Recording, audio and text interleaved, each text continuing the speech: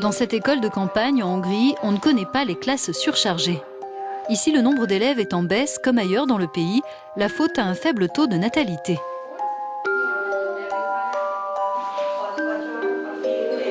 L'enseignement catholique vient de passer un contrat avec l'établissement, le sauvant de la fermeture. Le recul démographique du pays, dont le nombre d'habitants est passé sous les 10 millions en début d'année, se ressent, notamment ici. Comme nous l'indique le maire du village, cette école a perdu la moitié de ses effectifs en 11 ans.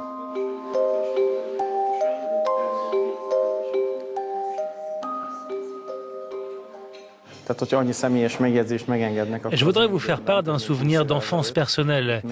Il y a une vingtaine d'années, quand je venais dans cette école, il y avait plus de 10 élèves par classe. Aujourd'hui, en moyenne, ils sont plutôt 6 ou 7. En fait, il y a un groupe d'âge où on ne compte que 3 enfants et un autre où c'est 0.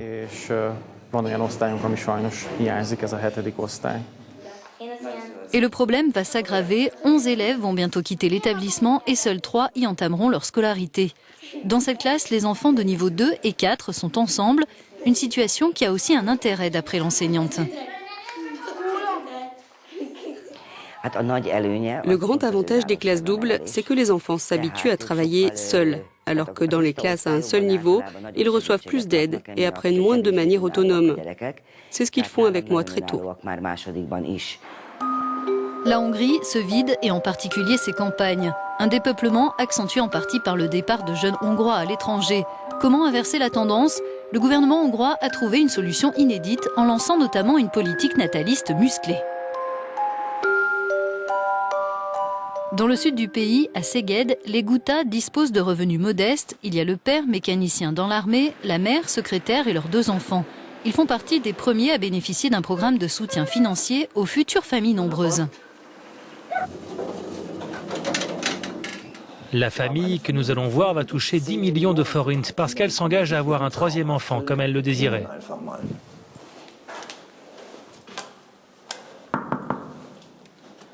Jó napot! Ah, jó napot! Jó napot! Köszönöm. 10 millions de forints, c'est environ 32 000 euros. Quand on sait que le salaire mensuel moyen correspond à 800 euros, cette prime à la naissance, versée pour 3 enfants, semble très généreuse. En réalité, elle concerne uniquement les familles qui prévoient de construire un logement. Les Guta habitent dans un appartement de 60 mètres carrés et une 3e naissance les oblige à déménager et les expose à des frais. Le père de famille a touché un complément de revenus en effectuant des missions en Afghanistan, mais cela ne suffit pas. Alors le programme est pour eux une aide indispensable. On a un rêve, c'est d'avoir une maison avec un jardin, et un autre rêve qui est d'avoir un 3e enfant. Ce nouveau programme pour les familles, ça nous permet de réaliser notre rêve et d'envisager vraiment cette nouvelle naissance. L'idée du gouvernement, si vous promettez de faire 3 enfants, vous toucherez de l'argent. Les couples qui s'engagent ont 4 ans pour avoir un premier enfant, 8 ans pour le 2e et 10 ans pour le 3e, sachant qu'ils ne doivent pas se séparer entre-temps. Quelles sont les conditions que vous devez remplir? Il y en a plusieurs. On doit financer l'achat du terrain par nos propres moyens, avec notre épargne ou un crédit. On doit avoir un emploi et aussi on doit avoir cotisé à la sécurité sociale de manière régulière et sur une longue période.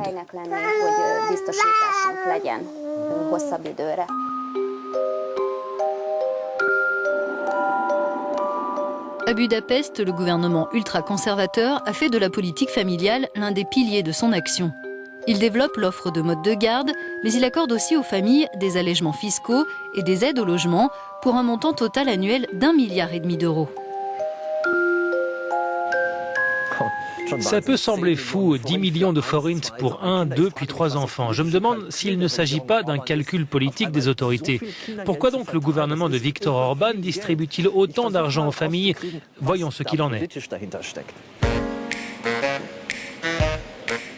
Nous rendons visite à la secrétaire d'État à la famille. Elle nous dit vouloir aider les femmes à mieux concilier emploi et obligations familiales. Mais en Hongrie, peu de mères d'enfants de moins de 6 ans occupent un emploi et cette politique favorable aux familles nombreuses ne changera pas nécessairement la donne. Vous voulez que les familles hongroises aient 3 enfants. Quel est le problème d'un point de vue démographique et quelles solutions proposez-vous? Aujourd'hui, on a un recul démographique depuis 34 ans. Notre réponse à ce défi, ce n'est pas l'immigration. Nous avons les ressources en interne sur lesquelles nous voulons nous concentrer. En termes financiers, nous consacrons 4% de notre PIB aux politiques de soutien à la famille. C'est plus que la moyenne pour les pays de l'OCDE qui est de 2,55%. Ce programme qui soutient les futurs parents, mais aussi le secteur du bâtiment, s'appelle CSOK, bise en hongrois. Mais à qui le gouvernement fait-il la bise? Pas aux chômeurs ni aux plus pauvres. Ce sont les catégories intermédiaires et supérieures qui sont visées. Le gouvernement dit non aux migrants, oui aux bébés hongrois. Pourquoi d'après vous? Si on se place dans le contexte politique, la logique principale derrière cette décision, c'est que le gouvernement veut conserver une image positive auprès de ses électeurs. De ce point de vue, c'est une très bonne mesure, je pense. Mais pour en finir avec le recul démographique, ce programme de soutien est insuffisant, c'est certain.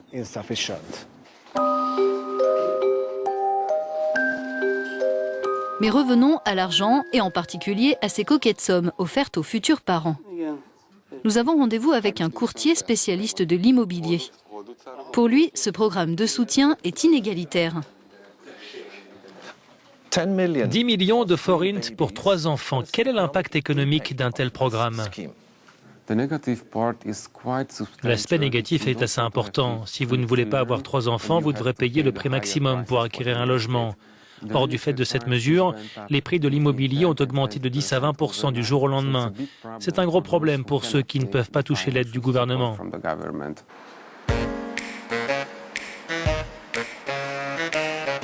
Dans cet autre immeuble ancien de la capitale, nous allons rencontrer une jeune artiste qui a créé le buzz sur les réseaux sociaux en s'opposant au gouvernement Orban et à ses primes à la naissance. Hello. Nice to meet you. Nice to meet you. Cette photographe s'est maintes fois mise en scène pour marquer les esprits. Je ne mettrai pas d'enfants au monde tant que ce gouvernement sera en place.